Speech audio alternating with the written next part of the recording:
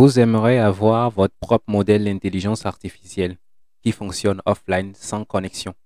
Vous voudrez un équivalent de ChatGPT, Gemini ou DeepSeek, mais qui fonctionne sans connexion et qui reste chez vous avec vos données. Alors, explorons Jan, Jan.ai. Eh bien, c'est quoi concrètement? Ici, vous atterrissez sur la page d'accueil Jan.ai. Ensuite, vous défilez. Ici, vous sélectionnez votre système d'exploitation. Windows, Mac, Linux et autres. Ici, Windows pour mon cas. Ensuite, je clique sur télécharger et le tour est joué. Une fois le téléchargement fini, vous avez juste à le lancer et vous laissez la procédure se poursuivre. Ensuite, ici, vous avez la possibilité de mettre un fournisseur comme ChatGPT, Gemini ou autre en cliquant dessus. Et vous continuez, ou soit vous venez ici carrément choisir un modèle local, c'est-à-dire ce que nous voulons faire ici très rapidement.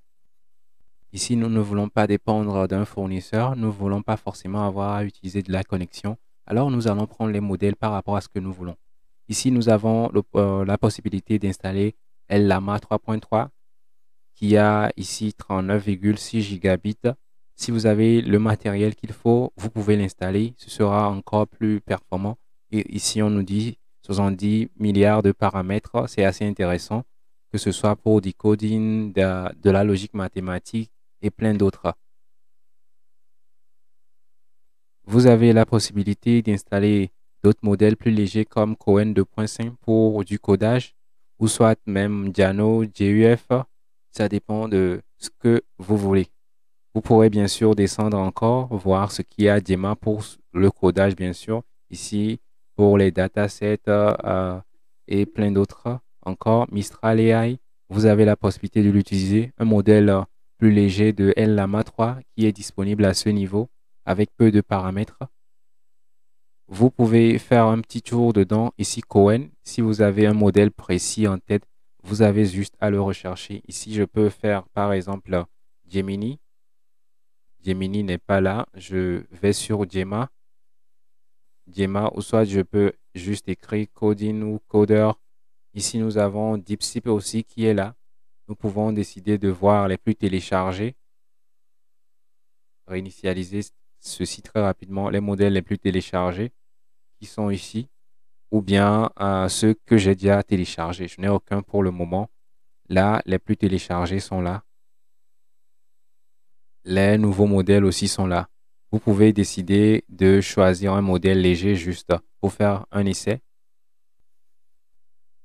Vous avez bien sûr la possibilité de cliquer pour voir les variantes de ces modèles. Ici, on a Command R qui est là avec 32 milliards de paramètres, 35 milliards de paramètres. De même, on peut aller sur un autre modèle très rapidement ici.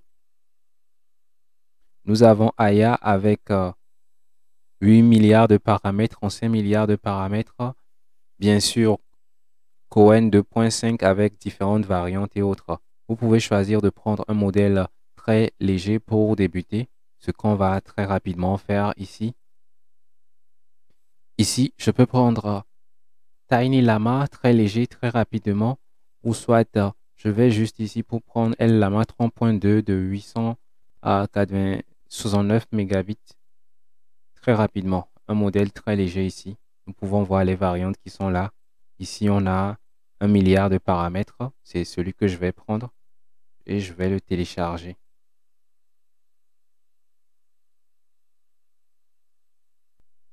L'installation vient de finir. Là, nous pouvons cliquer sur Utiliser très rapidement. Et ici, vous pouvez commencer par poser votre question. Là, je commence par poser ma question. Combien de mois y a-t-il dans l'année? Ensuite, j'attends. Le chargement est en cours ici.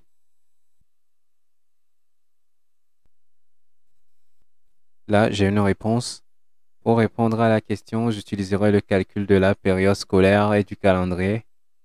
Là, la valeur, le mois, divisé par 30, il y a environ 10,88 mois dans l'année. Est-ce que c'est vrai? Est-ce que c'est faux? Libre à vous de le savoir. Là, je peux poser une autre question. Je peux voir la réponse finale ici. Ici, je peux lui dire de régénérer une nouvelle réponse. Ici, je peux ajuster les paramètres. Je peux supprimer ce prompt, ces données, ou soit je peux copier tout ce qu'il a généré. Là, je reviens ici, je lui repose la question. Je peux cliquer ici. Si j'ai d'autres modèles, j'aurai la liste à ce niveau. Si je veux, je clique ici pour reparamétrer mon modèle pour qu'il soit peut-être plus performant ou moins gourmand en termes de ressources. Mémoire, là, vous avez la possibilité d'agir sur les paramètres. Ici, il faut agir dessus comme vous en avez envie. Mis à part ça, ici, j'ai la liste des modèles qui sont là. Pour le moment, je n'ai que LLama 2.2 avec 1 milliard de paramètres. Je peux prendre OpenAI ou un autre, peut-être même Gemini ici à ce niveau. Mais là, j'aurais besoin de mettre la clé de configuration de Gemini très rapidement dedans et ensuite de l'enregistrer, le tour est joué. Nous aurions l'occasion bien sûr de voir d'autres fournisseurs, mais d'ici là, vous avez toujours la possibilité encore de régler quelques paramètres avant de pouvoir profiter très simplement de votre expérience. Là, je vais retourner à la question et je vais poser une nouvelle question pour clôturer. Pour vérifier la véracité de la formule, je vais calculer la somme de 2 et 8 en utilisant les calculs précédents.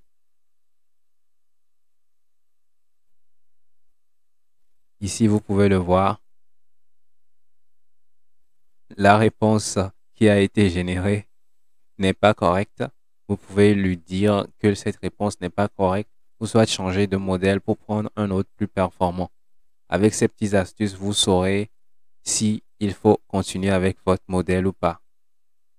C'est la fin de cette aventure. Je vous dis à très bientôt. Si vous avez aimé, n'hésitez pas à aller faire des commentaires, des petits pouces bleus. Ça fait plaisir. À bientôt avec Sir Codeur.